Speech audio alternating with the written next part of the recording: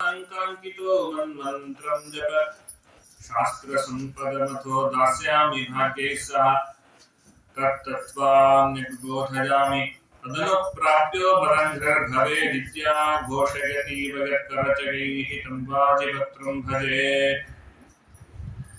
निर्मथ्योग्रभवर्णवे निजमनोभीष्टं दिशामीति यः सम्यक् दापयितुं करेण विलसन् मन्थानमन्येन च रम्यं दावधन् महेशरथग्रामश्रियोऽलङ्कृतिः कर्मन्तीश्वरभक्तिबन्धनवशः प्रीतोऽस्तु कृष्णप्रभुः कौशेयपीतवसनामरविन्दनेत्रां पद्मद्वयाभयवरोद्गतपद्महस्तां उद्यच्छतार्कसुरशीं परमाङ्कसंस्थां ध्यायेद्विभीषणतपादयुगाञ्जनित्रीम् सत्सङ्घमानससरोवरमध्यवर्ती कृष्णाङ्घ्रिचारुकमलार्पितचित्तवृत्तिः शास्त्रादिमञ्जुपदरञ्जितरम्यसंसत् आस्माकरसरसिजेस्तु समध्वहंसः गुरुमखिलगुणज्ञं सद्गुणैकाधिवासं शमदमपरिनिष्ठं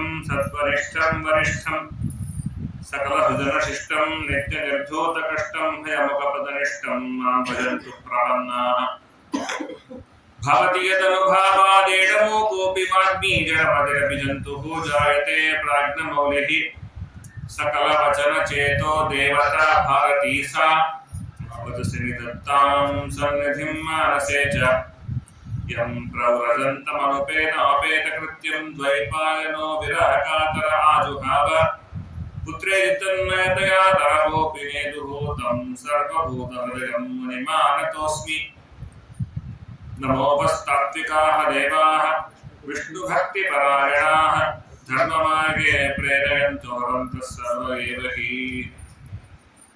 अञ्जनासूनुसान्निध्यात् विजयेन विराजितम् अदितप्रियजनकं भजेऽहं विजयध्वजम् तपस्वाध्यायशुश्रूषा कृष्णपूजारतं मुनिं विश्वेशमिष्टदं वन्दे परिव्राट्चक्रवर्तिनम् सीतार्यजीवनादर्शं गीताचार्योक्तिपादकं ख्यातं सरपदन्यस्तचेतसन्मोहनगुरुं श्रीगुरुभ्यो नमः हरिः ओम् स्वस्ति सुरतामहेशन्मङ्गलानि भवन्तु सम्यक् श्लोकैकश्रवणपठनमात्रेण वक्तृश्च श्रोतॄणां निखिलकलिकृतकल्मषापमोदरपटुतरे श्रीमद्भागवते अद्य द्वितीयस्कन्धे पूर्वकथानुवादः जन्माद्यस्य गतोऽन्वयायतरतश्चार्थेष्वभिघ्नस्वराट् तेने ब्रह्महृदाय आदिकवये मुह्यन्ति यं सूरयः तेजो वारिवृतां यथा विनिमयो गतत्रिसर्गो मृषा धाम्ना स्वेन सदा सत्यं परं धीमहि श्रीगुरुभ्यो नमः हरिः ओम् ವಿರಾಟ್ ರೂಪವನ್ನ ಧ್ಯಾನ ಮಾಡು ಖಟ್ವಾಂಗ ನಾವೆಂಬ ಮಹಾರಾಜ ದೇವತೆಗಳಿಂದಾಗಿ ಮುಹೂರ್ತ ಕಾಲ ತನ್ನ ಜೀವಿತಾವಧಿ ಉಳಿದಿದೆ ಅಂತ ತಿಳಿದು ಬರೀ ಮುಹೂರ್ತ ಕಾಲದಲ್ಲಿ ತಾನು ಸಂಪಾದಿಸಿದಂತಹ ತಾನು ಮಾಡಿದಂತಹ ಕರ್ಮದಿಂದ ತಾನು ಮೋಕ್ಷವನ್ನು ಹೊಂದ್ತಾ ಇದ್ದಾನೆ. ನಿನಗೆ ಒಂದು ವಾರ ಇದೆ ರಾಜ, ಏನ್ ಮಾಡಬೇಕು ಅಂತ ಹೇಳ್ತೇನೆ. ಆ ರೀತಿಯಲ್ಲಿ ಧರ್ಮಾನುಷ್ಠಾನವನ್ನು ಮಾಡು, ಕರ್ಮಾನುಷ್ಠಾನವನ್ನು ಮಾಡು, ಸಿದ್ಧತೆಯನ್ನು ಪಡೆ ಅಂತ ಶುಕಾಚಾರ್ಯರು ಹೇಳ್ತಾ ಇದ್ದಾರೆ ಎಂಬುವಲ್ಲಿಗೆ ನಿನ್ನೆ ಉಪನ್ಯಾಸ ಮುಗಿದಿತ್ತು. ಭಗವಂತನ ವಿರಾಟ್ ರೂಪವನ್ನೆಲ್ಲ ಹೇಳಿದ ಮೇಲೆ ಇವರನ್ನು ಎಲ್ಲರೂ ಚಿಂತನೆ ಮಾಡ್ತಾರೆ, ಹೇಗಿದ್ದಾರೆ ಭಗವಂತ, ಹೇಗಿದ್ದಾನೆ ಅಂತೆಲ್ಲ ವಿರುದ್ಧವಾಗಿ ಹೇಳ್ತಾ ಬರ್ತಾರೆ. ಮುಖ್ಯವಾಗಿ ಭಗವಂತನನ್ನ ದೇಹದ ಒಳಗೆ ಹೃದಯ ಭಾಗದಲ್ಲಿ ಚಿಂತೆ ಮಾಡಬೇಕು. ಅವರನ್ನ ಬಿಂಬಮೂರ್ತಿ ಅಂತ ಕರೀತಾರೆ. ಕೇಚಿತ್ ಸ್ವದೇಹಾಂತರ ಹೃದಯಾವಕಾಶೇ ಪ್ರಾದೇಶ ಮಾತ್ರಂ ಪುರುಷಂ ವಸಂತಂ ಚತುರ್ಭುಜಂ ಕಂಜ ರಥಾಂಗ ಶಂಖ ಗದಾಧರಂ ಧಾರಣಯಾ ಸ್ಮರಂತಿ. ನೋಡಪ್ಪ, ಭಗವಂತನ ಧ್ಯಾನ ಮಾಡಬೇಕು ಅಂತ ಹೇಳಿದೆ. ಧ್ಯಾನ ಅಲ್ಲೆಲ್ಲೋ ಮಾಡೋದಲ್ಲ, ಮೊದಲು ಮನಸ್ಸಿನಲ್ಲಿ ಧ್ಯಾನ ಮಾಡಬೇಕು. ತನ್ನ ಒಳಗೆ ಭಗವಂತ ಇದ್ದಾನೆ, ತನ್ನೊಳಗಿರುವ ಭಗವಂತನನ್ನು ಅರಿಸುವುದೇ ಈ ಜೀವನದ ಸಾಧನೆ. ಆ ಭಗವಂತನನ್ನ ಹುಡುಕಬೇಕಾದ್ರೆ ಭಗವಂತ ಯಾವ ರೀತಿಯಾಗಿದ್ದಾನೆ, ಅವನನ್ನ ಕೆಲವರು ಹೇಗೆ ಸ್ಮರಿಸಿಕೊಳ್ತಾರೆ ಅಂದ್ರೆ 4 ಹಸ್ತಗಳಿದೆ ಭಗವಂತನಿಗೆ, ಒಂದರಲ್ಲಿ ಒಂದೊಂದು ಆಯುಧಗಳನ್ನು ಹಿಡ್ಕೊಂಡಿದ್ದಾನೆ. ಕಂಜ, ರಥಾಂಗ, ಶಂಖ, ಗದಾಧರಂ. ಕಂಜ ಅಂದ್ರೆ ಕಮಲ, ರಥಾಂಗ ಅಂದ್ರೆ ಚಕ್ರ, ಶಂಖ ಅಂದ್ರೆ ಶಂಖ, ಗದ ಅಂದ್ರೆ ಕೌಮೋದಕಿ ಗದ. ಇವುಗಳನ್ನು ಧರಿಸಿಕೊಂಡು ಭಗವಂತ ಪ್ರಾದೇಶ ಮಾತ್ರ ಒಳಗೆ ತುಂಬಾ ಚಿಕ್ಕ ರೂಪದಲ್ಲಿ ಇದ್ದಾನೆ. ಕಾಠಕೋಪನಿಷತ್ ಇನ್ನು ವಿಸ್ತಾರವಾಗಿ ಹೇಳುತ್ತೆ ಅವನು ವಾಮನ ಅಂತ, ಯಾಕಂದ್ರೆ ಸುಂದರನಾಗಿದ್ದಾನೆ. ನಾವು ನೋಡ್ಲಿಕ್ಕೆ ಎಡಬಡಂಗಿಗಳಿದ್ದೇವೆ, ಹಾಗಾದ್ರೆ ಒಳಗಿರೋ ಭಗವಂತನು ಹಂಗೆ ಇರ್ತಾನ ಪ್ರಶ್ನೆ. ಹಂಗಲ್ಲ, ಭಗವಂತ ಬಹಳ ಸುಂದರವಾಗಿರ್ತಾನೆ. ನಮ್ ಕರ್ಮಾನುಸಾರವಾಗಿ ನಮ್ ದೇಹ ವಕ್ರವಾಗಿರುತ್ತೆ, ಒಳಗಿರುವ ಭಗವಂತ ಸುಂದರ, ಅದಕ್ಕೆ ಅವನು ವಾಮನ ಅಂತ ಹೆಸರು. ಅದರಿಂದ ಅವನು ಮೇಲೆ ಪ್ರಾಣ, ಕೆಳಗೆ ಅಪಾನ, ವಾಪಸ್ ಎಲ್ಲೂ ಹೋಗದೆ ಇರುವ ರೀತಿ ಹಿಡ್ಕೊಂಡಿರ್ತಾನೆ. ಹೇಗೆ ಒಂದು ಪೆನ್ನಲ್ಲಿ ಮೇಲ್ಗಡೆ ಕೆಳಗಡೆ ಒಂದು ಗಮ್ ಇರುತ್ತೆ, ಗಮ್ಮು ಯಾವ ರೀತಿಯಾಗಿ ಆ ಕಡೆ ಇಂಕ್ ಫ್ಲೋ ಆಗದಿರೋ ತರ ಇಟ್ಕೊಳ್ಳುತ್ತೋ, ಆಗ ಭಗವಂತ ಒಂದು ಕಡೆ ಇದ್ದವನಾಗಿ ಆ ಪ್ರಾಣ ಮತ್ತು ಅಪಾನ ಅವರಿಬ್ಬರು ಕೂಡ ಎಲ್ಲೂ ಹೋಗದೇ ಇರುವ ರೀತಿಯಲ್ಲಿ, ದೇಹದ ನಾಶವಾಗದೇ ಇರುವ ರೀತಿಯಲ್ಲಿ ಕಾಪಾಡಿಕೊಂಡಿದ್ದಾರೆ ಅಂತ ಕಾಠಕೋಪನಿಷತ್ತು ಹೇಳುತ್ತೆ. ಆ ಪ್ರಾದೇಶ ಮಾತ್ರನಾದಂತಹ ಪುರುಷ ಅರ್ಥಾತ್ ಪುರುಷೇತೆ ದೇಹದ ಒಳಗೆ ಯಾವಾಗಲೂ ಇರ್ತಾನೆ. ಅದಕ್ಕೆ ಒಂದು ಪುರುಷ ಅಂತ ಹೆಸರು ಅಂತ ರಾಘವೇಂದ್ರ ಗುರುಸಾರ್ವಭೌಮಗಳವರು ಹೇಳ್ತಾರೆ.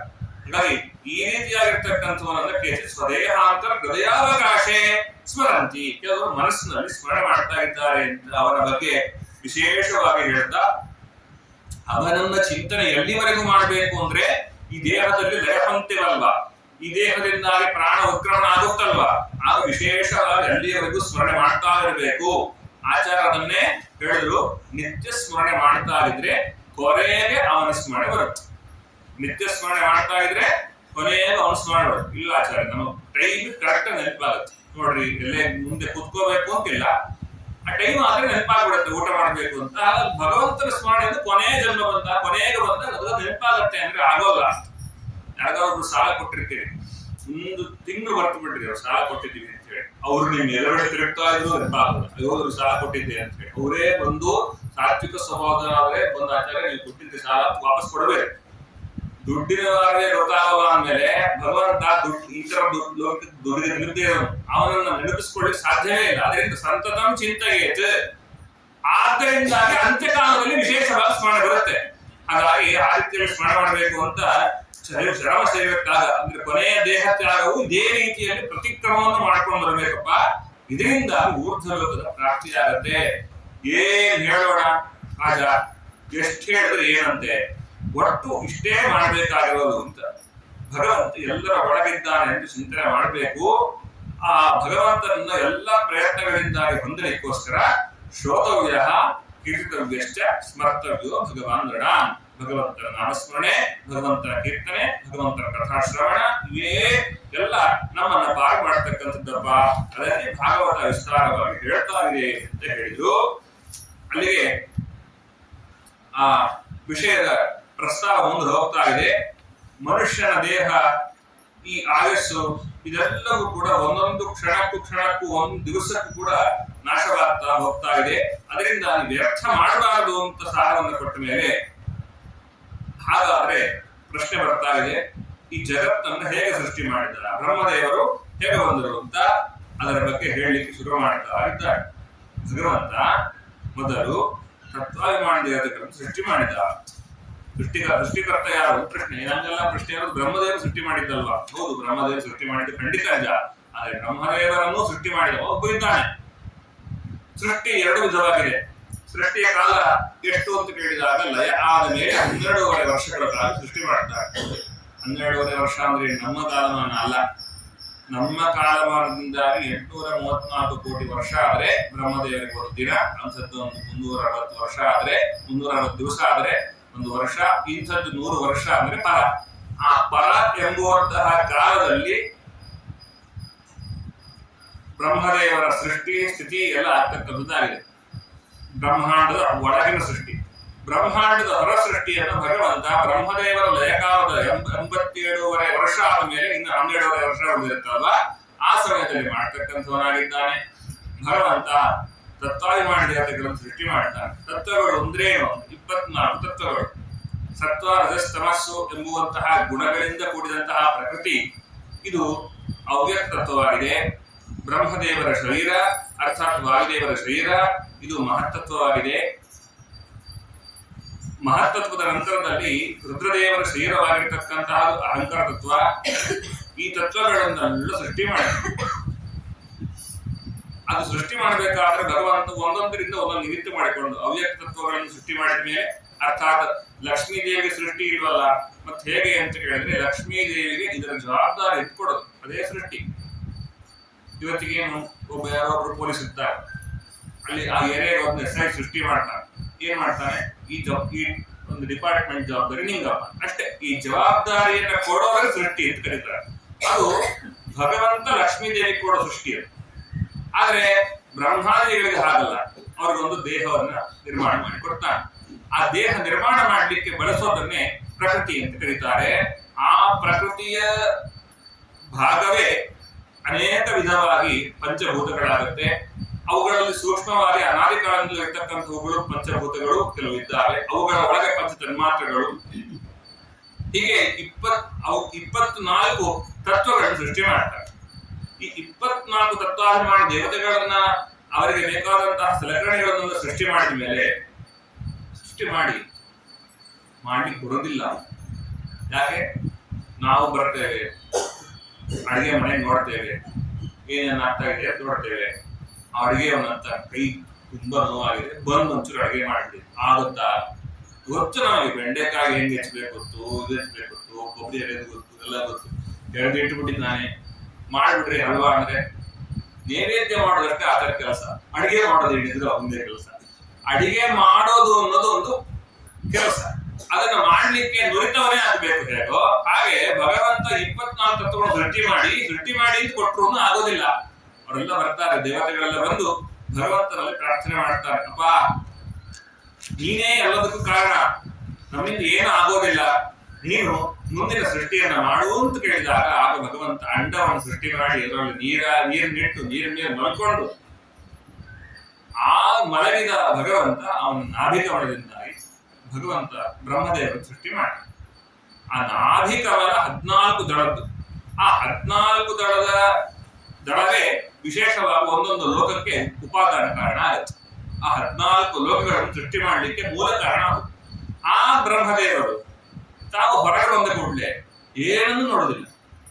ಜಗತ್ನಲ್ಲಿ ಮೊದಲು ಬಂದದ್ದು ಬ್ರಹ್ಮದೇವರು, ಭಗವಂತನ ನಾಭಿಕಮಲದಿಂದ ಬಂದರು. ಬಂದ ಕೂಡಲೇ ಏನೂ ಕಾಣದೇ ಇದ್ದಾಗ ಚಿಕಿತರಾಗಿ ನನ್ನನ್ನ ಹೊರತಂದವನ್ ಯಾರು ಅಂದ್ರೆ ಬ್ರಹ್ಮದೇವರಿಗೆ ಅಜ್ಞಾನ ಇರ್ಲಿಲ್ಲ, ಅಜ್ಞಾನವನ್ನು ತೋರ್ಪಡಿಸಿದ್ರು. ಯಾಕೆ?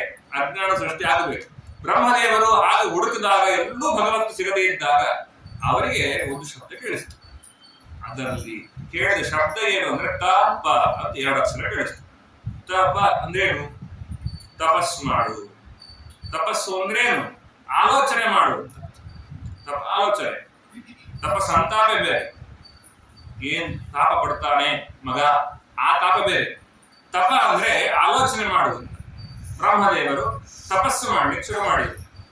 ಹಾಗೆ ತಪಸ್ಸು ಮಾಡಿದವರು ಎಷ್ಟು ಕಾಲ ತಪಸ್ಸು ಮಾಡಿದ್ರು ಅಂದ್ರೆ ಅವರ ಪರ ಎಂಬುವಂತಹ ಆಯಸ್ಸಿನಲ್ಲಿ 50 ವರ್ಷ ತಪಸ್ಸು ಮಾಡಿದ್ರು. 50 ವರ್ಷ ತಪಸ್ಸು ಮಾಡಿದ ಮೇಲೆ ಭಗವಂತನ ಸಂತೃಪ್ತಿ ಆದ ಮೇಲೆ ಅವರು ಮುಂದೆ ಸೃಷ್ಟಿ ಮಾಡ್ತಾರೆ. ಹಾಗೆ 51ನೇ ದಿವಸ, 51ನೇ ವರ್ಷದ ಮೊದಲನೇ ದಿವಸ, ಮೊದಲನೆಯ ಒಂದು ಪ್ರಸಂಗ. 50 ವರ್ಷ ತಪಸ್ಸು ಮಾಡಿ ಬ್ರಹ್ಮಾಂಡವನ್ನು ಸೃಷ್ಟಿ ಮಾಡಿ ನಾವೆಲ್ಲ ಏನಂತೀವಿ? ಏನಂತ ಬ್ರಹ್ಮ ಹುಟ್ಟಿಸ್ಬಿಟ್ಟಿದ್ದಾನೆ ನಿನ್ನ ಅಂತ ಬೈತೀವಲ್ಲ. ಒಂದು ಪ್ರಾಡಕ್ಟ್ ಅನ್ನ ಹೊರ ತೆಗಿಬೇಕಾದ್ರೆ PhD ಮಾಡಿರ್ತಾರಲ್ಲಿ, ರುಟ್ಕೊಂಡಿರ್ತಾರೆ ಅವರು. ಆ ಪ್ರಾಡಕ್ಟ್ ಹೊರಗಡೆ ಬಂದ್ಮೇಲೆ ಆ ಪ್ರಾಡಕ್ಟ್ ಫೇಲಿಯರ್ ಪಾಸ್ ಅನ್ನೋ ಬೇರೆ ಪ್ರಶ್ನೆ. ಆದ್ರೆ ಅದು ಅಷ್ಟು ಚೆನ್ನಾಗಿ ಬರಬೇಕು ಅಂದ್ರೆ ಮೆಕ್ಯಾನಿಕಲ್ ಇಂಜಿನಿಯರ್ ಮಾಡಿದವರು ನೀವೇ 4-5 ವರ್ಷ ಒಂದು ರೂಮಲ್ಲಿ ಕೂತ್ಕೊಂಡು ನಟ್ಟು ಬೋಲ್ಟ್ ತಿರ್ಗಿಸಿ ಒಂದು ಕಾರ್ ನಿರ್ಮಾಣ ಮಾಡ್ತೀವಿ ಅಂದ್ರೆ ಇಂಥದ್ದೊಂದು ಬ್ರಹ್ಮಾಂಡವನ್ನು ನಿರ್ಮಾಣ ಮಾಡಬೇಕಾದ್ರೆ ಬ್ರಹ್ಮದೇವರು 50 ವರ್ಷ ತಪಸ್ಸು ಮಾಡಿ ಅವರ ಸಾಧನೆಯನ್ನ ಮಾಡಿಕೊಂಡ ಮೇಲೆ ಈ ಬ್ರಹ್ಮಾಂಡ ಸೃಷ್ಟಿ ಆಗ್ತಕ್ಕಂಥದ್ದಾಗಿದೆ. ಆ ಬ್ರಹ್ಮಾಂಡದ ಒಳಗಿನ ಈ ಲೋಕಗಳ ಸೃಷ್ಟಿಯನ್ನ ಮಾಡ್ತಾ ಬರ್ತಾ ಇದ್ದಾರೆ. ಇದಾದಾಗ ಬ್ರಹ್ಮದೇವರು ತಮ್ಮ ದೇಹದಿಂದ 2 ಭಾಗವನ್ನು ಮಾಡಿಕೊಂಡ್ರು.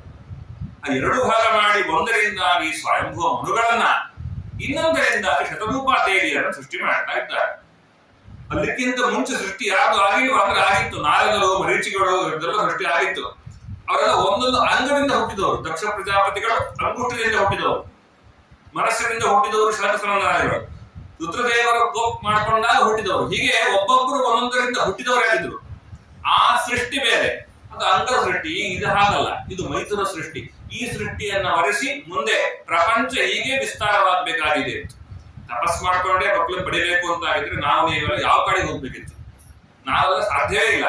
ಹಾಗಾಗಿ ಭಗವಂತ ಜನಾಂಗವನ್ನು ಸೃಷ್ಟಿ ಮಾಡ್ಲಿಕ್ಕೋಸ್ಕರವಾಗಿ ಬ್ರಹ್ಮದೇವರಿಗೆ ಕೊಟ್ಟ ಆದೇಶದಿಂದಾಗಿ ಒಂದು ಶರರೂಪಾದೇವಿ ಮತ್ತು ಮನು ಇವರನ್ನು ಸೃಷ್ಟಿ ಮಾಡಿ, ನೀವು ವಿವಾಹವನ್ನಾಗಿ ನೀವು ಮುಂದೆ ಮೈಥುನ ಸೃಷ್ಟಿಯನ್ನು ಮಾಡ್ರಿ ಅಂತ ಪ್ರಾರ್ಥನೆ ಹೇಳಿದ ಆದೇಶ ಮಾಡಿದಾಗ ಅವರು ಮನುಗಳು ಮಕ್ಕಳನ್ನು ಪಡಿತಾ ಇದ್ದಾರೆ. ಆ ಮಕ್ಕಳು ದೇವಭೂತಿ, ಆಕೂತಿ, ಪ್ರಸೂತಿ ಅಂತ 3 ಜನ ಹೆಣ್ಣು ಮಕ್ಕಳು, ಉತ್ತಾನಪಾದ ಮತ್ತು ಪ್ರಿಯವ್ರತ ಅಂತ 2 ಗಂಡು ಮಕ್ಕಳು ಅಂತ. ಇವರ ಕಥೆಯೇ 8ನೇ ಸ್ಕಂದ ತನಕ ಬರೋದು. ಇಷ್ಟು ಜನರ ವಿಶೇಷವಾದಂತಹ ಕಥೆಯನ್ನು ಹೇಳ್ತಕ್ಕಂಥವರಾಗಿದ್ದಾರೆ. ಹೀಗೆ ಆ ಬ್ರಹ್ಮಾಂಡದ ಸೃಷ್ಟಿಯಾದಾಗ ಮನುಗಳು ಪ್ರಶ್ನೆ ಮಾಡ್ತಾರೆ, ಯಾರಲ್ಲಿ ಭೂಮಿಯಲ್ಲಿದೆ, ಜನರನ್ನ ವಾಸ ಮಾಡ್ಲಿಕ್ಕೆ ಬೇಕಾದ ಭೂಮಿಯಲ್ಲಿದೆ ಅಂತ. ಆಗ ಭೂಮಿ ಸ್ವಯಂ ಮಗ್ನಳಾಗಿದ್ದಾಳೆ ಸಮುದ್ರದಲ್ಲಿ, ಆ ಧನೋರಕದಲ್ಲಿ. ಆ ಸಂದರ್ಭದಲ್ಲಿ ಬ್ರಹ್ಮದೇವರ ಮೂಗಿನ ಹೊಳ್ಳೆಯಿಂದ ಒಂದು ಸಣ್ಣ ಹಂದಿಮರಿ ಬಿತ್ತು. ಆ ಹಂದಿಮರಿ ನೋಡ್ತಾ ಇದ್ದಂತೆ ದೊಡ್ಡ ಆಕಾರವನ್ನು ಪಡೆತು. ಮರಿ ನಾವೆಲ್ಲ ಹಂದಿ ಅಂದ್ರೆ ನಾವು ಏನೋ ಅನ್ಕೋತೇವೆ. ಭಗವಂತ ಶ್ರೀವರಾಹ ಆತ ಬಂದ ಕೋರೆ ದಾಡಿಯಿಂದಾಗಿ ಆ ಭೂಮಿಯನ್ನು ಎತ್ತಾ ಇದ್ದ. ಆ ಭೂಮಿಯನ್ನ ಎತ್ತುವ ಭಗವಂತನ ಆಕೃತಿಗೆ ಎಷ್ಟಿದೆ ಅಂದ್ರೆ ಒಮ್ಮೆ ವಿಷ್ಣು ಪುರಾಣದಲ್ಲಿ ಹೇಳ್ತಾರೆ, ವರಾಹ ದೇವರ ನೀರಿನಲ್ಲಿ ಜಿಗಿದಾಗ ಆ ನೀರಿನ ರಭಸ, ನೀರಿನಲ್ಲಿ ಯಾವ್ದಾದ್ರು ಒಂದು ವಸ್ತುವನ್ನು ಹಾಕಿದ್ರೆ ಅದು ಮೇಲೆ ಕೆದ್ದೇಳುತ್ತಲ್ವ, ಚಿಮ್ಮುತ್ತಲ್ವ. ಆ ಚಿಮ್ಮಿದಾಗ ಆ ನೀರು ಎಲ್ಲಿಗೆ ಹೋಯ್ತು ಅಂದ್ರೆ ಜನೋಲೋಕದಲ್ಲ ತಪೋಲೋಕಕ್ಕೆ ಹೋದ್ರಂತೆ. ಯಾಕಂದ್ರೆ ಅಷ್ಟು ಮೇಲಕ್ಕೆ ಇರ್ತು ನೀರು. ಅಂತ ದೊಡ್ಡ ಆಕೃತಿಯನ್ನು ತೆಗೆದುಕೊಂಡು ಭೂಮಿಯನ್ನು ನೆಚ್ಚಿದ ಭಗವಂತ. ಇದು ಒಂದು ವರಾಹನ ರೂಪ. ಆ ಸಮಯದಲ್ಲೂ ವಿರೋಧ ಮಾಡುವರು ಇದ್ದೇ ಇದ್ರು. ಯಾರನ್ನಾರು ಉದ್ಧಾರ ಮಾಡ್ತೀನಿ ಅಂದ್ರೆ ಅಬ್ಜೆಕ್ಷನ್ ತಗೊಂಡ್ಬರೋರು ಇದ್ದೇ ಇರ್ತಾರೆ ಅಂತ. ಆಗಲೂ ಹಿರಣ್ಯಾಕ್ಷ ಇದ್ದ. ಪ್ರಶ್ನೆ ಬಂತು, ಹಿರಣ್ಯಾಕ್ಷ ಬರುವುದು ಅವ್ರ ಮಕ್ಕಳಾಗಿ. ಇದ್ಯಾವ ಹಿರಣ್ಯಾಕ್ಷ? ಹಿರಣ್ಯಾಕ್ಷ 2 ಸಲ ಬರ್ತಾನೆ. ಆದಿ ಹಿರಣ್ಯಾಕ್ಷ, ಇನ್ನೊಬ್ಬ ಅನಂತರ ಇನ್ನೊಬ್ಬ ಹಿರಣ್ಯಾಕ್ಷ ಒಬ್ಬ. ಆದಿ ವರಾಹ ಬೇರೆ, ಇನ್ನೊಂದು ವರಾಹ ಬೇರೆ. ಇದಾದ ಮೇಲೆ ನೀಲವರಾಹರು ಬರ್ತಾರೆ. ವರಾಹದೇವರು 3 ಬಾರಿ ಆವೃತ್ತಿಯಾಗಿ ಬರ್ತಾರೆ. ಈ ಹಿರಣ್ಯಾಕ್ಷರು 2 ಬಾರಿ ಇದ್ದಾರೆ. ಆ ಮೊದಲನೇ ಹಿರಣ್ಯಾಕ್ಷ ಒಳ್ಳೆ ಕೆಲಸ ಮಾಡುತ್ತರ್ದ, 2ನೇ ಹಿರಣ್ಯಾಕ್ಷ ಕೆಟ್ಟ ಕೆಲಸ ಮಾಡಿ ಒಳ್ಳೆ ಕೆಲಸ ಮಾಡುತ್ತರ್ದ. ಭಗವಂತ ಭೂಮಿಯಲ್ಲಿ ಭೂಮಿಯನ್ನ ನೀರಿನಲ್ಲಿ ಮುಳುಗಿದಾಗ ನೀರಿನಲ್ಲಿ ಮುಳುಗಿದ ಭೂಮಿಯನ್ನು ಎತ್ತಲಿಕ್ಕೆ ಬಂದದ್ದು 2 ಬಾರಿ. ಆ 2 ಬಾರಿ ಬಂದಾಗ ತಡಲಿಕ್ಕೆ ಬಂದವರು ಹಿರಣ್ಯಾಕ್ಷರೇ. ಆದ್ರೆ ಇಬ್ರೂ ಕೂಡ ಬೇರೆ ಬೇರೆ ಹಿರಣ್ಯಾಕ್ಷರು. ಒಬ್ಬ ದ್ವಿತೀಯ ಮಗನಾದ ಹಿರಣ್ಯಾಕ್ಷ ಬೇರೆ, ಇವ ಆದಿ ಹಿರಣ್ಯಾಕ್ಷ. ಇದು ಬ್ರಹ್ಮದೇವರ ಪೂರ್ಣ ಸೃಷ್ಟಿಯಲ್ಲಿ ಹುಟ್ಟಿದವನು. ಕೆಟ್ಟವರು ಆ ಕಾಲದಿಂದಲೂ ಇದ್ದೇ ಇದ್ರು. ಅದರಿಂದಾಗಿ ಕೆಟ್ಟವರಿದ್ದಾರೆ ಅಂತ ಒಳ್ಳೆ ಕೆಲಸ ಮಾಡೋದು ಬಿಡಬೇಡಿ. ಅವರನ್ನ ಹೇಗೆ ಮಟ್ಟ ಹಾಕಬೇಕು ಆ ಮಟ್ಟ ಹಾಕಿ ನಿಮ್ ಕೆಲಸ ನೀವು ಮಾಡೋದು ಕಲಿಬೇಕು ಅನ್ನೋದು ವರಾಹ ಅವತಾರ, ಇದರ ಸಾರ್ಥಕ್ಯ. ಹೀಗೆ ಭಗವಂತ ಅವತಾರ ಮಾಡಿದ ಅಂತ ವರಾಹ ಅವತಾರದ ಬಗ್ಗೆ ಹೇಳ್ತಾ ಇದ್ದಾರೆ. ಹಾಗೆ ವರಾಹ ಅವತಾರ ಮಾಡಿದವನಾಗಿ ವರಾಹರಾದ್ಮೇಲೆ ಸ್ವಯಂಭುವ ಮನುವಿನ ಮಗನಾಗಿ ಯಜ್ಞನಾಮಕನಾಗಿ ಬಂದಾಗ ಅವನೇ ಪುತ್ರಿಕಾಪುತ್ರ ಧರ್ಮತ್ವೇನ ಮಗನಾದ. ಅವನ ಕಥೆಯನ್ನು 8ನೇ ಸ್ಕಂದದಲ್ಲಿ ಹೇಳ್ತಾ ಇದ್ದೇವೆ. ಕಪಿಲ ನಾಮಕನಾಗಿ ಬರ್ತಾನೆ, ದೇವಹೂತಿಯ ಮಗ. ಅವನ ಕಥೆಯನ್ನು 3ನೇ ಸ್ಕಂದದಲ್ಲಿ ಹೇಳ್ತಾ ಇದ್ದೇವೆ. 4ನೇ ಸ್ಕಂದದಲ್ಲಿ ಅತ್ರಿ ಋಷಿಗಳು ತಪಸ್ಸು ಮಾಡಿದಾಗ ಭಗವಂತ ಅವತಾರ ಮಾಡ್ತಾನೆ, ಅವನು ದತ್ತಾತ್ರೇಯ. ಅವನ ಕಥೆಯನ್ನು ಹೇಳ್ತಾ ಇದ್ದೇವೆ. ಇನ್ನು ನರನಾರಾಯಣನಾಗಿ ಭಗವಂತ ದಕ್ಷನ ಮಗನಾಗಿ ಬರ್ತಾನೆ ಯಮಧರ್ಮರಾಜನ ಮಕ್ಕಳಲ್ಲಿ. ಹಾಗಾಗಿ ಅವರ ಕಥೆಯನ್ನು 4ರ ಮೊದಲನೇ ಅಧ್ಯಾಯದಲ್ಲಿ ತಿಳ್ಕೊಳ್ತೇವೆ. ಹೀಗೆ ಪೃಥು, ಅವನಲ್ಲಿ ವಿಶೇಷ ಭಗವಂತನ ಆವೇಶ. ಋಷಭ ನಾಮಕ ಭಗವಂತ ಅವನು 5ನೇ ಸ್ಕಂದದಲ್ಲಿ ಪ್ರವೃತ್ತವಾಗುತ್ತೆ. ಮತ್ಸ್ಯ, ಕೂರ್ಮ, ನರಸಿಂಹ, ಈ ರೀತಿಯಲ್ಲಿ ಅನೇಕ ಅವತಾರಗಳ ಜೊತೆ 28 ಅವತಾರಗಳನ್ನ ಭಗವಂತನ ಅವತಾರವನ್ನ ಸ್ವಯಂ ಇಲ್ಲಿ ಹೇಳ್ತಾ ಇದ್ದಾರೆ. ಇಲ್ಲಿ ಬಹಳ ಸೂಕ್ಷ್ಮವಾಗಿ ಆ 28 ಅವತಾರಗಳ ವರ್ಣನೆಯನ್ನು ಮಾಡಿದ ಮೇಲೆ ಈ ಸ್ಕಂದ ಅಂತಕ್ಕಂಥದ್ದು ಮುಗಿಯುವ ಹಂತಕ್ಕೆ ಬರುತ್ತೆ. ನಮ್ಗೆ ಈ ಸಮಸ್ಯೆ ಆಗಬಾರದು ಅಂತ ಅನ್ನೋ ಕಾರಣಕ್ಕೋಸ್ಕರವೇನೆ ಮಾತ್ರ ಗುರುಸಾರ್ವಭೌಮರವರು ಏನೇನಿದೆ ಅಂತ ಹೇಳ್ಬಿಡ್ತಾರೆ. ಭಾಗವತ ಅನುಕ್ರಮಣಿಕಾ ಸ್ತೋತ್ರ ಅಂತ.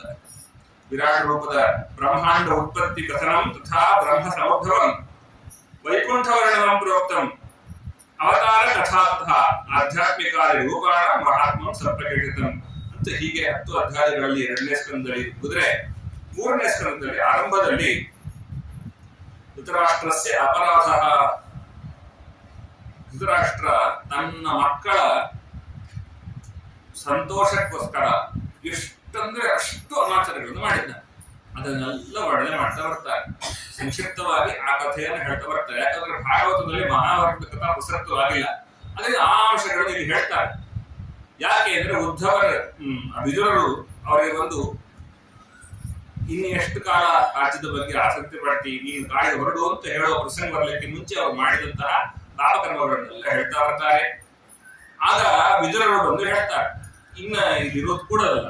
ಆಗ ವಿದುರರಿಗೆ ಆಗಲೇ ಉದ್ಧವರು ಹೇಳಿ ಕಳಿಸಿರ್ತಾರೆ, ಇನ್ನು ಬಹಳ ಕಾಲ ಕೃಷ್ಣ ಲೋಕದಲ್ಲಿ ಇರೋದಿಲ್ಲ, ಪರಂಧಾಮಕ್ಕೆ ಹೊರಡ್ತಾನೆ. ಅದರಿಂದಾಗಿ ನಾವು ನಮ್ಮ ಉತ್ತರ ಕ್ರಿಯೆಗಳನ್ನ ನೋಡಿಕೊಳ್ಳಬೇಕು. ಅದರಿಂದಾಗಿ ನೀನು ಬೇಗ ಹೋಗು, ಮೈತ್ರಿಯರಲ್ಲಿ ಕೇಳಿ ಪಾಠ ಕೇಳಿ ನೀನು ತಪಸ್ ಮಾಡಿ ಹೋಗು ಅಂತ ಹೇಳಿರ್ತಾರೆ. ಅದರಿಂದಾಗಿ ಅವರು ಬಂದು ಉಪದೇಶ ಮಾಡ್ತಾರೆ. ಆ ಉಪದೇಶ ಮಾಡೋ ಸಂದರ್ಭದಲ್ಲಿ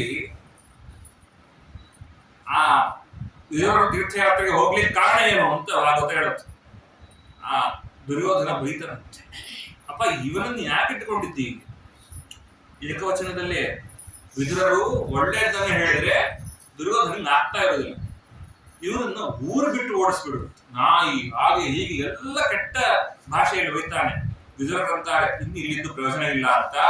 ಹಾಗಾಗಿ ತೀರ್ಥಯಾತ್ರೆಗೆ ಹೋಗ್ತಾರೆ, ಅಲ್ಲಿ ಪ್ರವಾಸಕ್ಕೆ ಹೋಗ್ತಾರೆ. ಆ ಪ್ರವಾಸದಲ್ಲಿ ಆ ಇವರ ಉದ್ಧವರ ಭೇಟಿ ಅಂತಕ್ಕಂಥದ್ದಾಗತ್ತೆ. ಆಗ ಅವರು ಪ್ರಶ್ನೆ ಮಾಡ್ತಾರೆ, ಅಲ್ಲ ನೀವೆಲ್ಲ ಹೇಗೆ ತಿಳ್ಕೊಂಡಿದ್ದೀನಿ ನನಗೆ ಹೇಳ್ರಿ ಅಂತ. ಆಗ ಈ ಇಷ್ಟು ಭಾಗವತವನ್ನು ಏನು ಹೇಳಿದ್ರು ಆ ಭಾಗವತವನ್ನು ಸಂಕ್ಷಿಪ್ತವಾಗಿ ಅವರು ಉಪದೇಶವನ್ನು ಮಾಡ್ತಕ್ಕಂಥವರಾಗಿದ್ದಾರೆ. ಆ ಸಂದರ್ಭದಲ್ಲಿ ಹಿರಣ್ಯಾಕ್ಷನ ವಧೆ ಆ ಪ್ರಸಂಗ ಬರ್ತಕ್ಕಂಥದ್ದಾಗಿದೆ. ಅಲ್ಲ ಹಿರಣ್ಯಾಕ್ಷ ಯಾಕೆ ಹುಟ್ಟಿದ, ಏನಾಯಿತು ಅಂತ ಕೇಳಿದ್ರೆ ಅದಕ್ಕೆ ಉತ್ತರ ಕೊಡ್ತಾರೆ. ದಿತಿದೇವಿ ಒಂದು ದಿವಸ ಸಂಧ್ಯಾ ಕಾಲದಲ್ಲಿ ಕಶ್ಯಪರ ಧ್ಯಾನದಲ್ಲಿದ್ರೆ ಕಶ್ಯಪರ ಬಳಿ ಬಂದು ತನಗೆ ಗರ್ಭದ ಬಯಕೆಯನ್ನು ವ್ಯಕ್ತಪಡಿಸ್ತಾಳೆ. ಆಗ ಕಶ್ಯಪರು ಹೇಳ್ತಾರೆ, ಗರ್ಭಾವಸ್ಥೆಯನ್ನ ಪಡೆಯುವ ಕಾಲ ಇದಲ್ಲ. ಯಾಕೆ? ಈ ಸಮಯದಲ್ಲಿ ರುದ್ರದೇವರ ವಿಶೇಷ ಸಂಚಾರ ಇರತಕ್ಕಂಥದ್ದು ಇರುತ್ತೆ. ಸಾಯಂಕಾಲದ ಹೊತ್ತಲ್ಲಿ 4 ಕೆಲಸ ಮಾಡಬಾರ್ದು. ಸ್ವಯಂ ಓದುವುದನ್ನ ಮಾಡಬಾರ್ದು, ಹೊಸ ಪಾಠ ಓದೋದು ಅದನ್ನ ಮಾಡಬಾರ್ದು, ವೇದಾಭ್ಯಾಸ ಮಾಡಬಾರ್ದು, ಊಟ ಮಾಡಬಾರ್ದು, ನಿದ್ದೆ ಮಾಡಬಾರ್ದು, ಮೈಥುನ ಮಾಡಬಾರ್ದು. ಆಗಿರುವಾಗ ಈ ಸಮಯದಲ್ಲಿ ನೀವು ಇದನ್ನ ಕೇಳ್ತಾ ಇದ್ದಿ, ಇದರ ಫಲ ತುಂಬಾ ಕೆಟ್ಟದಿದೆ ಅಂತ ಎಷ್ಟು ಹೇಳಿದ್ರು ಕೇಳೋದಿಲ್ಲ. ಅವರಿಗೆ ಬೇಕಾದನ್ನ ಅಭಿಷ್ಟವನ್ನು ಕೊಡ್ತಾರೆ. ಅನಂತರದಲ್ಲಿ ದುಃಖ ಬರುತ್ತವೆ. ದುಃಖ ಬಂದಾಗ ಏನು ನನ್ನ ಮಕ್ಕಳಿಗೆ ಮುಂದೆ ಏನಾಗತ್ತೆ ಅಂತ ಕೇಳಿದಾಗ ನಿನ್ನ ಮಕ್ಕಳು ಲೋಕ ಕಂಟಕರಾಗ್ತಾರೆ, ಅವರನ್ನು ಸ್ವಯಂ ವಿಷ್ಣು ಬಂದು ಸಂಹಾರ ಮಾಡ್ತಾನೆ ಅಂತ ಕಶ್ಯಪರು ಹೇಳ್ತಾರೆ. ನಾವು ದಿದ್ದೇವಿ ಹೇಳ್ತಾರೆ, ಬಹಳ ಸಂತೋಷ ಆಯ್ತು. ಯಾಕೆ? ಅಪ್ಪಿ ತಪ್ಪಿ ಏನಾದರೂ ಬ್ರಾಹ್ಮಣರನ್ನು ತೊಡವಿ ನನ್ನ ಮಕ್ಕಳು ಮುಂದೆ ದೊಡ್ಡ ಅನರ್ಥವನ್ನ ಮಾಡಿದ್ರೆ ಉದ್ಧಾರವೇ ಆಗ್ತಾ ಇರಲಿಲ್ಲ. ಅಂತದ್ರಲ್ಲಿ ಸ್ವಯಂ ಭಗವಂತನೇ ಬಂದು ಉದ್ಧಾರ ಮಾಡ್ತಾರೆ ಅಂತಂದ್ರೆ ವಿಶ್ವಾಸ ಇದೆ. ಆದ್ರೂ ನನ್ನ ಮಕ್ಕಳು ಹಿಂಗ ಆಗ್ಬಾರ್ದಿತ್ತು ಅಂತ ಕೇಳ್ಕೊಂಡಾಗ ಅವಳು ಹೇಳ್ತಾರೆ, ನಿನ್ನ ಮಗನ ಹೊಟ್ಟೆಯಲ್ಲಿ ಒಬ್ಬ ಸತ್ಪುತ್ರ ಹುಡ್ತಾನೆ, ಆತನ ಹೆಸರು ಪ್ರಹ್ಲಾದ. ಅದರಿಂದಾಗಿ ಆತ ನಮ್ಮನ್ನೆಲ್ಲ ಲೋಕಕ್ಕೂ ಪ್ರಚಾರವಾಗುವಂತೆ ಕೀರ್ತಿಯನ್ನ ಬೆಳೆಸ್ತಾರೆ ಅಂತ ಅವರಿಗೆ ಆಶೀರ್ವಾದನ ಮಾಡ್ತಾರೆ. ಆ ನಿಟ್ಟಿನಲ್ಲಿ ಹುಟ್ಟಿದವರೇ ಹಿರಣ್ಯಾಕ್ಷ ಮತ್ತು ಹಿರಣ್ಯಕಶಿಪುಗಳು. ಆ ಹಿರಣ್ಯಕಶಿಪುಗಳು ತಾವು ಹುಟ್ಟಾಗಿನಿಂದಲೂ ವಿಷ್ಣು ದ್ವೇಷವನ್ನೇ ಮಾಡ್ಕೊಂಡು ಬಂದವರು. ಕೆಲವು ಸತಿ ಅನ್ಸತ್ತೆ, ಯಾಕ್ರಿ ನಾವೆಲ್ಲ ಇಷ್ಟೊಂದು ದೇವರು ದಿಂಡ್ರು ಅಂತ ಅಂತೀವಿ, ನಮ್ಮ ಮಕ್ಕಳು ಮಾತ್ರ ಏನು ಮಾಡೋದಲ್ಲ ಯಾಕೆ? ಅದಕ್ಕೆ ಹೇಳೋದು, ಮನೆಯಲ್ಲಿ ನಾವು ಮಾಡಿದ ಮಾತ್ರಕ್ಕೆ ಮಕ್ಕಳಿಗೆ ಬರಬೇಕು ಅಂತಿಲ್ಲ. ಸ್ವಯಂ ಕಶ್ಯಪರು ದೊಡ್ಡ ಜ್ಞಾನಿಗಳು, ಸ್ವಯಂ ದಿತಿದೇವಿ ದೊಡ್ಡ ತಿಳುವಳಿಕೆ ಇರುವವರು, ಭಗವಂತನಿಗೆ ಮೆಚ್ಚುಗೆ ಪಾತ್ರರಾದವರು. ಅವರ ಮಕ್ಕಳಿಬ್ರು ಲೋಕದ ದೊಡ್ಡ ಕಂಟಕರು, ಟೆರರಿಸ್ಟ್ಗಳು. ಅದರಿಂದ ಜಗತ್ನಲ್ಲಿ ನಾವು ಇದ್ದಂತೆ ನಮ್ಮ ಮಕ್ಕಳಾಗಬೇಕು ಅಂತಿಲ್ಲ. ಅಕಸ್ಮಾತ್ ಏನಾದ್ರು ನಮ್ಮ ಮನೆಯಲ್ಲಿ ಒಳ್ಳೆ ಹುಟ್ಟು ಬಿಟ್ರೆ ಕೊಂಬ್ ಬೆಳೆಸ್ಕೋಬೇಡ್ರಿ. ಯಾವತ್ ಬೇಕಾದ್ರೆ ಏನ್ ಬೇಕಾದ್ರೆ ಆಗ್ಬೋದು. ದೇವರೇ ಇವತ್ತು ಕೊಟ್ಟಿದ್ದಿ, ಇದನ್ನ ಹಿಂಗೆ ಬೆಳೆಸು. ಜನ ಹೀಗೆ ಕೊಡುವನ್ನು ಬುದ್ಧಿ ಇರಬೇಕು. ಮಕ್ಕಳನ್ನ ಒಳ್ಳೆ ಸಂಸ್ಕಾರದಲ್ಲಿ ಬೆಳೆಸಬೇಕು. ಆ ಹಿರಣ್ಯಕಶಿಪುಗಳಲ್ಲಿ ಹಿರಣ್ಯಾಕ್ಷ ಆತ ಧರಾದೇವಿ ಮೊದಲು ವಿಷ್ಣುವನ್ನು ನಾಶ ಮಾಡಬೇಕು ಅಂತ ಹೊರಡ್ತಾನೆ. ಕಾಲದ ಮುಖದಿಂದಾಗಿ ವಿಷ್ಣುವಿನ ಹೆಂಡತಿ ಧರಾದೇವಿ ಅಂತ ತಿಳಿದ ಕೂಡಲೇ ಆ ಧರಾದೇವಿಯನ್ನ ನೀರಿನಲ್ಲಿ ಮುಳುಗಿಸ್ಬಿಡ್ತಾನೆ. ಆಗ ಜಗತ್ತಲ್ಲ ಅಲ್ಲೋಲ ಕಲ್ಲೋಲವಾದಾಗ ಭಗವಂತ ಮತ್ತೊಮ್ಮೆ ವರಾಹಾವತಾರವನ್ನು ತೆಗೆದುಕೊಂಡು ಬರ್ತಾನೆ. ಆಗ ಅವನು ಬಾಯಿಬತ್ ಹೇಳ್ತಾನೆ, ಏನು ನಾನು ವಿಷ್ಣು ಅಂದ್ರೆ ಅವನು ಇವನು ಅಂದ್ಕೊಂಡಿದ್ದೆ, ಹಂದಿ ಬಂದ್ಬಿಟ್ಟಿದೆ ಅಂತ. ಭಗವಂತನನ್ನ ಯಾವ ರೀತಿಯಾಗಿ ಉಪಾಸನೆ ಮಾಡ್ತೇವೋ ಆ ರೀತಿಯಾಗಿ ಆಗುತ್ತೆ. ಅವನನ್ನ ಒಂದು ಪ್ರಾಣಿ ಅಂತ ತಿಳ್ಕೊಂಡ, ಸಾಯುವಾಗ ಪ್ರಾಣಿ ಅಂತಾನೆ ಸತ್ತ.